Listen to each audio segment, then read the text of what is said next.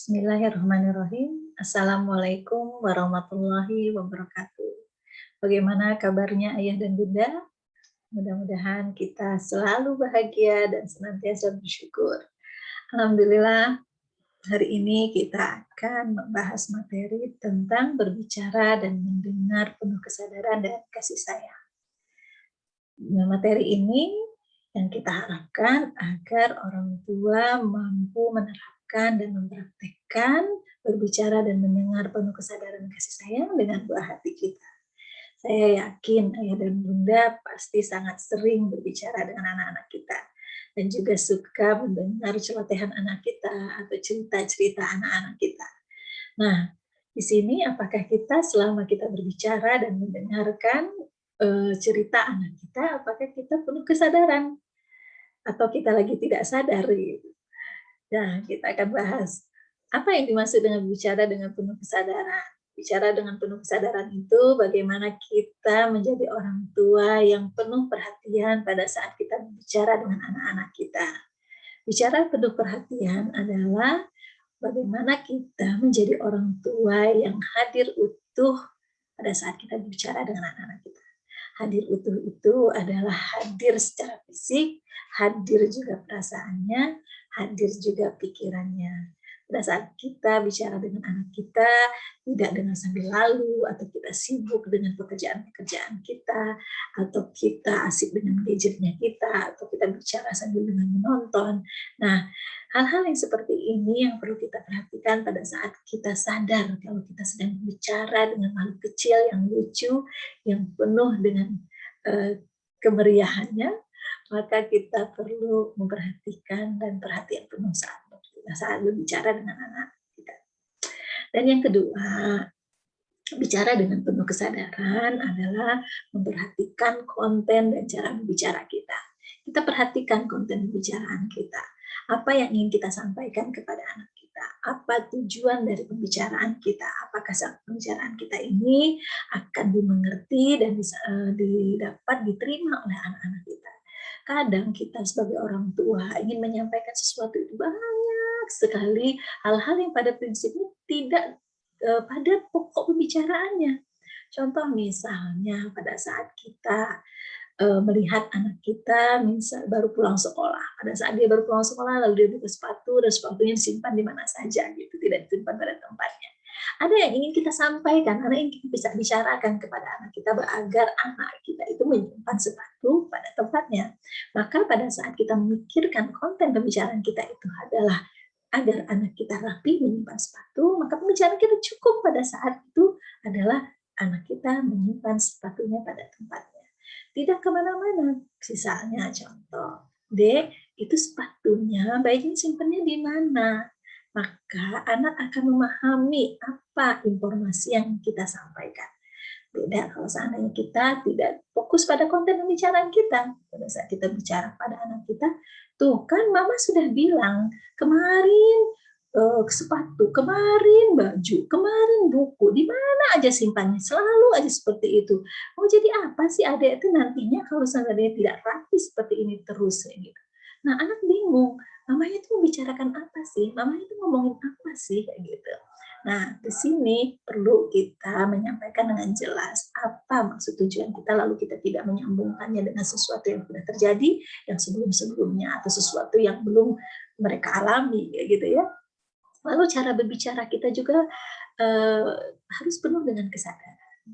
Jangan sampai kita berbicara kita tidak sadar kalau kita itu ngomongnya sambil melotot, ngomongnya dengan suara yang keras, kita berbicara dengan misalnya dengan ekspresi yang menakutkan bagi anak-anak kita gitu. Maka pada saat kita sadar, oh kalau saya ngomong keras, anak saya pasti akan ketakutan. Oh kalau saya berbicara dengan suara yang tinggi, anak saya pasti tidak akan pernah nyaman. Nah ini harus kita perhatikan. Bicara dengan penuh kesadaran itu sangat memperhatikan konten pembicaraannya dan cara kita menyampaikan pada saat kita berbicara dengan anak-anak kita. Dan selanjutnya, bicara dengan penuh kesadaran itu menyadari sensasi, pikiran, perasaan, dan reaksi tubuh kita. Kita menyadari bahwa ada ketidaknyamanan pada diri kita pada saat kita melihat sesuatu yang tidak tepat dilakukan oleh anak kita. Kita ingin menyampaikannya, tetapi di sini Kita menyadari, oh ada perasaan kita yang ingin pikiran kita yang kita ingin sampaikan kepada anak kita, dan kita menatanya jauh lebih baik. Kita berpikir menata kalimat-kalimat agar kalimat kita ini tepat dan tersampaikan dengan baik dan diterima oleh anak kita. Lalu perasaan kita pun adalah perasaan yang lebih tenang, lebih tepat pada saat kita untuk mengucapkan kalimat tersebut. Kalau kita dengan marah, maka perasaan kita pun juga merasa perasaannya tidak nyaman. Lalu reaksi tubuh kita pun juga terasa. Mungkin tubuh kita jadi mata kita melotot, dada kita jadi deg-degan, atau terasa kesal dan sebagainya gitu ya. Nah, menyadari hal-hal seperti ini, maka kita pada saat kita bicara dengan sadar, maka kita akan merasakan sensasi dari pikiran kita, perasaan dan reaksi dari tubuh kita. Nah, dari kita bicara penuh kesadaran dengan anak-anak kita ini akan menghasilkan pembicaraan yang lebih jelas dan jujur. Jelas di mana anak itu tahu apa maksud tujuan dari pembicaraan orang tuanya. Jelas sekali bahwa apa yang kita inginkan kepada anak-anak kita, kita jujur dengan apa yang ingin kita sampaikan kepada anak-anak kita. Sehingga komunikasi kita akan jauh lebih baik dengan diterimanya anak-anak kita menerima informasi pada saat kita bicara penuh kesadaran kepada anak-anak kita. Baik ayah dan bunda, bicara sadar berarti melibatkan rasa kasih sayang kita. Nah, orang yang berbicara spontanitas itu cenderung pada rasa di awalnya. Kalau dia tidak senang, maka tidak muncul rasa kasih sayangnya, adalah merasa bahwa dirinya sedang tertekan, bahwa dirinya sedang dalam keadaan tidak nyaman. Contoh misalnya, ada orang tua yang pada saat dia mengepel lantai, tiba-tiba anaknya berjalan dengan sepatu yang kotor, maka dia merasa sedang diserang nih. Loh, kok saya sudah susah-susah mengepel lantai, dia seenaknya menginjaknya gitu. Nah, itu kalau reaksi kita spontan pasti tidak muncul rasa kasih sayang. Ada kita ingin menyerang anak kita, kayak gitu ya. Ada yang adalah memarahi anak-anak kita. Nah, bicara dari kasih sayang itu adalah penuh kehangatan. Bagaimana kita hadir pada saat kita bicara dengan anak-anak kita itu tidak hanya dengan bahasa yang lemah lembut, tetapi juga bisa dengan bahasa tubuh kita, dengan sentuhan, dengan belayan, atau dengan pelukan. Dan luar biasa pada saat kita berbicara dengan anak kita dekat dengan anak kita, lalu anak kita duduk di samping kita sambil membelai punggungnya, itu jauh lebih terasa penuh kehangatan, dan anak merasa bahwa dia sedang diperhatikan, bahwa anak sedang merasa dia berada di sisi orang tuanya, itu orang tuanya peduli dengan dirinya gitu ya. Lalu bicara dengan kasih sayang itu adalah membawa kebaikan. Tidak asal bicara. Pada saat kita menyampaikan sesuatu kepada anak kita ingin menyampaikan pesan kepada anak kita dari pembicaraan kita, adalah intinya adalah untuk kebaikan anak itu sendiri dan juga membawa kebaikan buat diri kita juga. Kalau apa yang kita inginkan itu bisa didengar dengan baik oleh anak kita, dan kita berharap apa yang didengar oleh anak kita itu dapat dilakukan oleh anak kita. Intinya adalah kebaikan untuk anak kita dan juga untuk kebaikan untuk diri kita sendiri. Dan kita tidak asal bicara gitu. Bisa pada saat kita berbicara dengan anak kita tidak asal bicara seenaknya saja. Kita ngomong dengan anak kita tanpa kita tahu apa isi dari pembicaraan kita. Dan khawatirnya kalau kita asal bicara, ada kalimat-kalimat yang akhirnya menyakiti perasaan anak kita. Ada perasaan anak-anak kita dihakimi. Ada perasaan anak-anak kita sedang dikritik oleh orang tuanya. Nah, ini intinya adalah bagaimana setiap pembicaraan kita itu dengan penuh kasih sayang, bahwa intinya adalah ingin membawa kebaikan untuk anak kita dan juga kebaikan untuk diri kita sendiri. Lalu yang ketiga adalah bagaimana kita melibatkan bicara sadar ini dengan kasih sayang, menyadari reaksi diri dan reaksi anak kita. Kita tahu sekali bagaimana pada saat reaksi kita baik, bicara dengan anak kita, maka kita akan mendapatkan reaksi yang baik juga dari anak kita. Tapi sebaliknya, Kalau kita bereaksi dengan buruk, maka kita akan mendapatkan reaksi yang buruk. Misal seperti tadi, Dek, simpan sepatunya pada tempatnya ya. Oh iya, Mama, maaf ya. Nah, ini reaksi yang baik dari anak kita. Oh iya, maaf Mas, saya lupa. Itu adalah reaksi yang baik dari anak kita. Beda pada saat kita bilang, sudah dari kemarin, nyimpan sepatu di mana aja. Ini bikin kesel Mama saja. Reaksi anak kita apa? Ada perasaan takut, ada perasaan kecewa, ada perasaan akhirnya dia merasa sedang diserang, dan apa yang terjadi? Reaksi-reaksi ini adalah reaksi permusuhan antara kedua orang tua dan anak, gitu ya. Nah ini intinya adalah bagaimana kita melakukan pembicaraan itu dengan kasih sayang akan mendapatkan reaksi yang baik dari anak-anak kita. Nah ini Ibu, bagaimana cara kita bicara penuh kesadaran dan kasih sayang. Saat kita berbicara dengan anak kita sebelum semuanya terungkap secara langsung, maka yang penting bagi diri kita adalah berkomunikasi dulu dengan diri kita sendiri.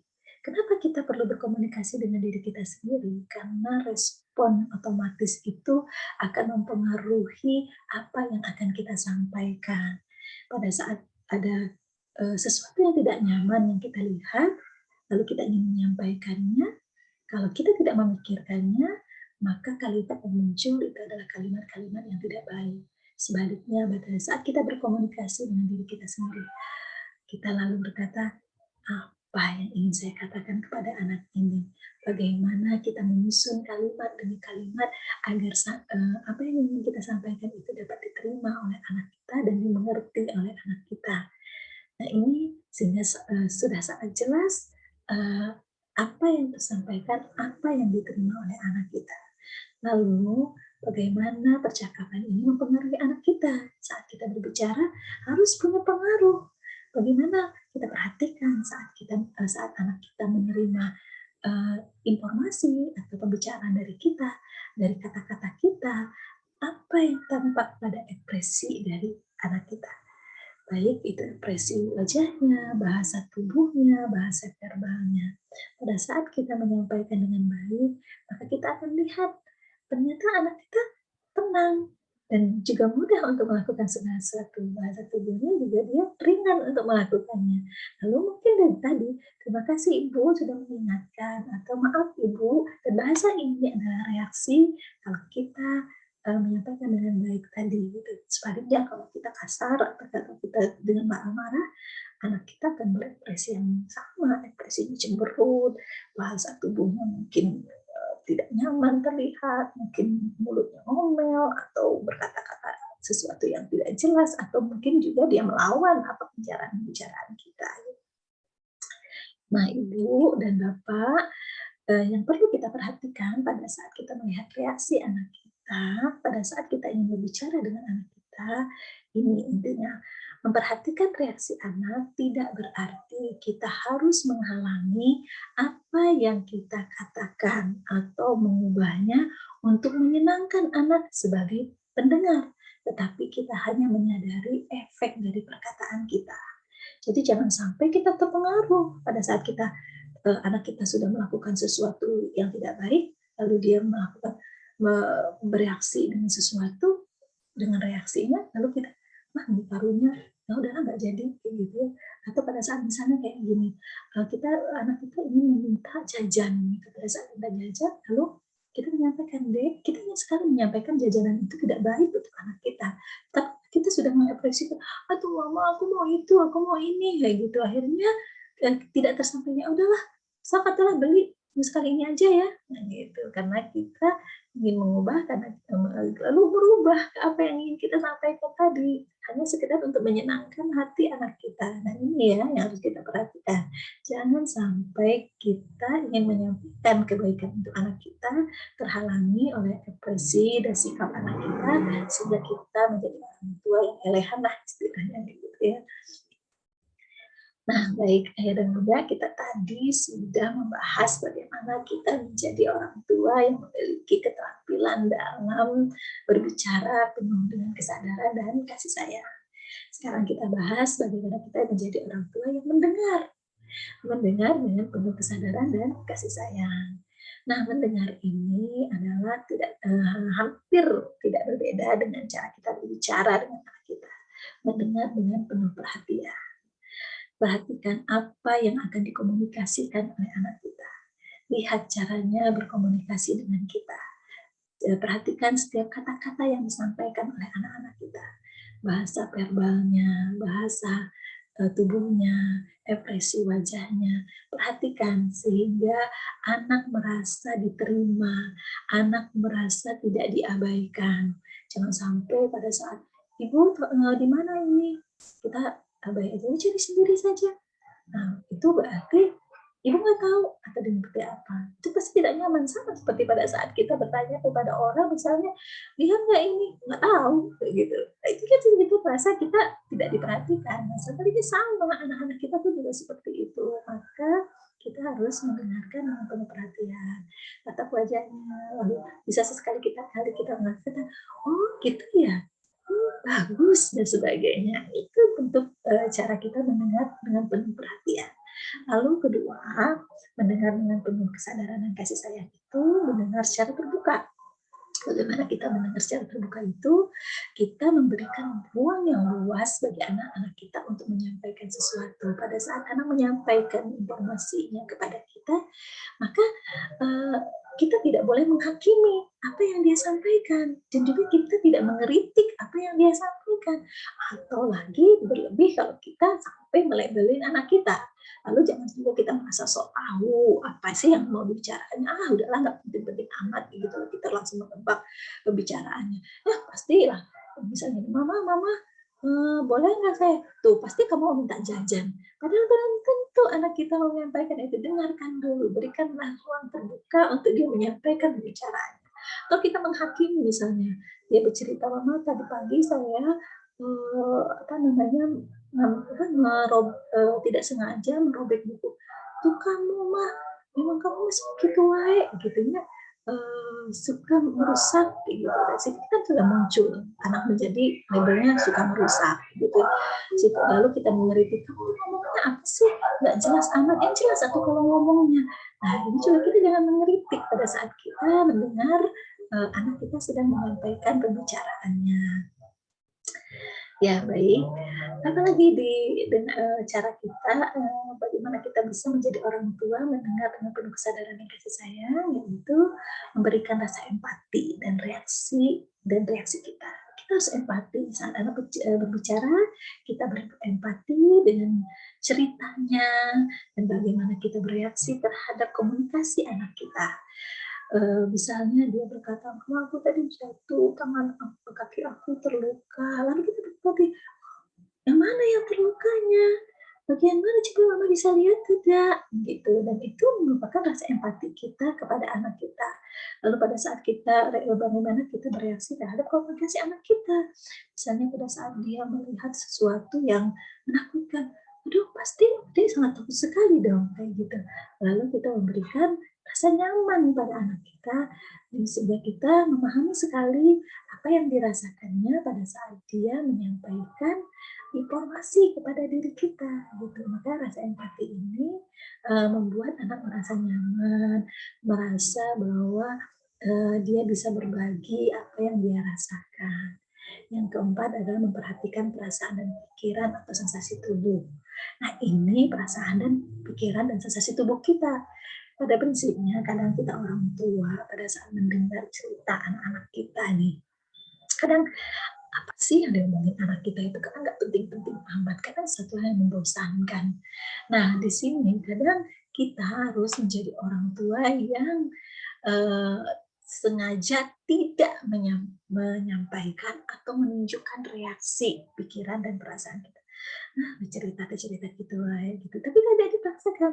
Tetap kita, eee, misalnya dengan mengangguk, memperhatikan, atau berkata, "Oh gitu ya," gitu.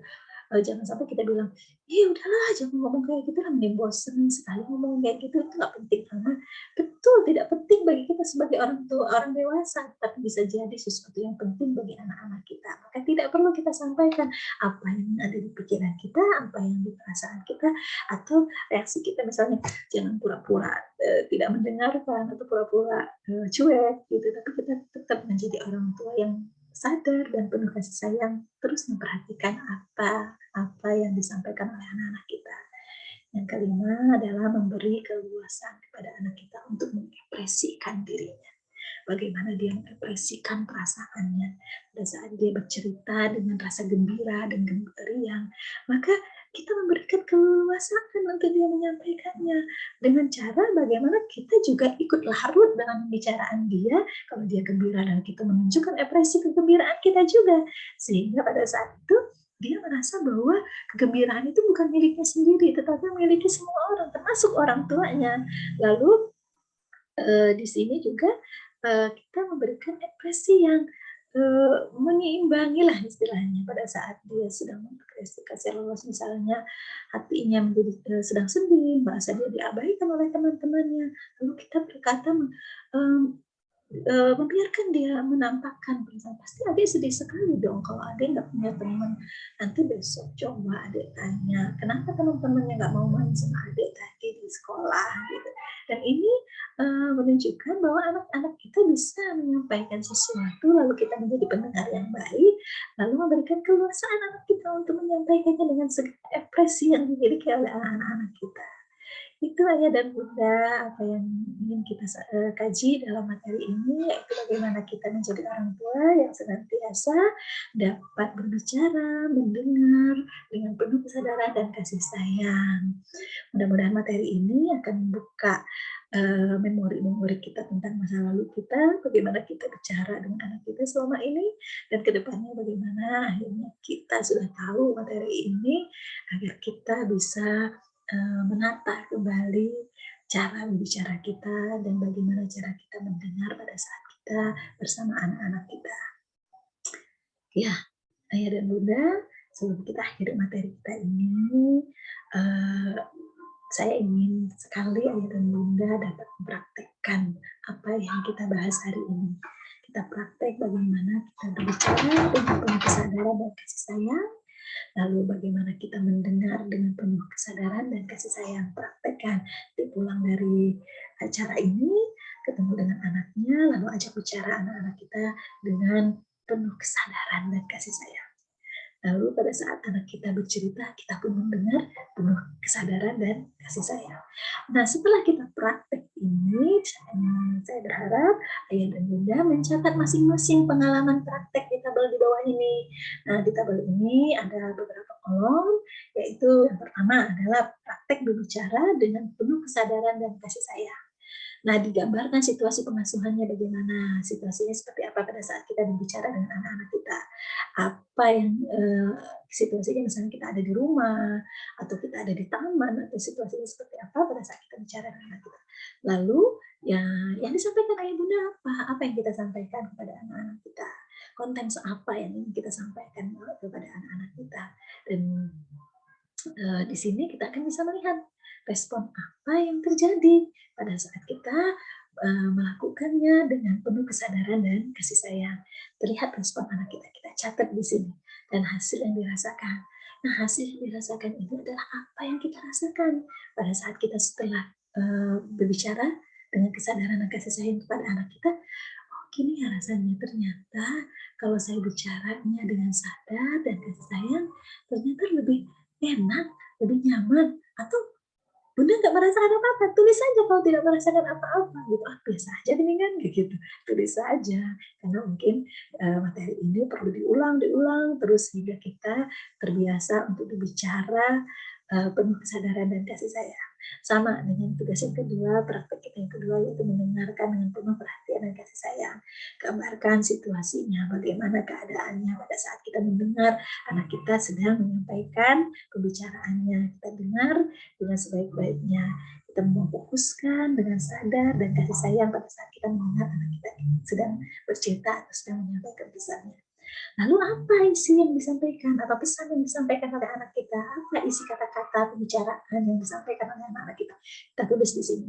Lalu respon kita. Nah, pada saat dia menyampaikan sesuatu, lalu kita tulis juga respon kita. Oh, tadi anak saya menceritakan tentang kegiatannya di sekolah, lalu saya meresponnya seperti ini, seperti ini, seperti ini. Lalu pada saat itu, pada saat kita telah meresponnya, respon kita, apa yang dirasakan oleh kita? Oh, ternyata kalau saya merespon dengan baik, anak saya antusias dan saya merasa senang anak saya bisa bicara, menceritakan sesuatu itu dengan baik, bisa ditulis ini. Atau ada hal yang lain yang ayah bunda temukan, maka tulis saja di sini apa yang dirasakan oleh ayah dan bunda.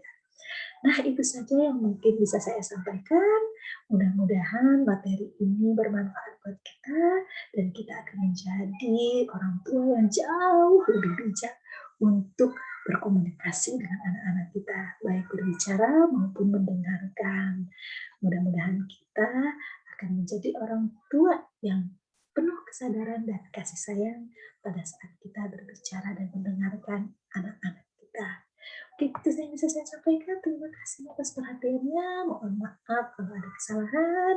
Mudah-mudahan kita dapat berjumpa kembali dan jadilah orang tua yang senantiasa bahagia dan senantiasa bersyukur. Wassalamualaikum warahmatullahi wabarakatuh.